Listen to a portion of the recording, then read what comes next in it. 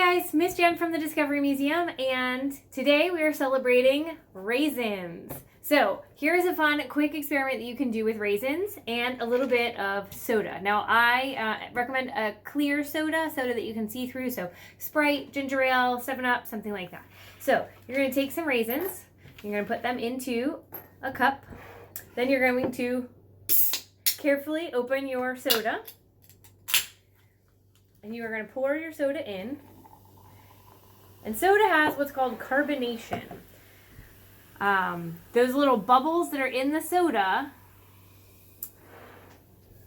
they are carbon dioxide. And if you'll notice, I'm going to bring you closer. If you'll notice,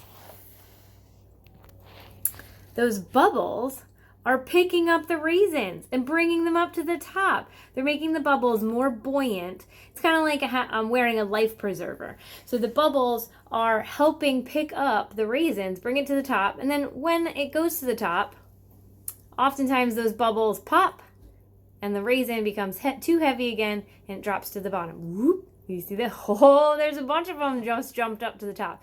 And when those bubbles pop, you see it starting to sink, boom, back to the bottom.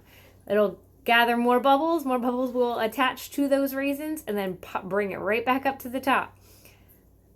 Is this crazy or what? Oh, look, he's jumping to the surface.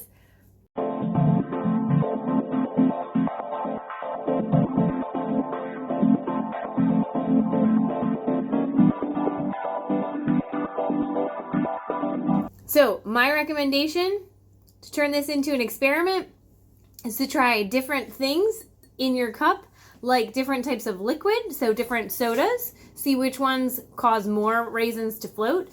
I would recommend trying different types of things. What else can you get to float in here? Now, raisins are pretty lightweight, so you don't want to put anything in there that's going to be heavy, like rocks. But you also might be able to get things like, I don't know, banana chips to float.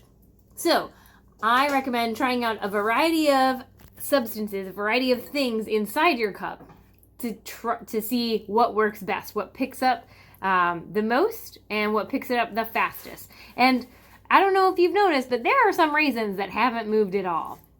Why do you think that is? Is it because of their size? Is it because they're towards the center? What causes that? So you can do a couple of different experiments. Dump it out, try it again.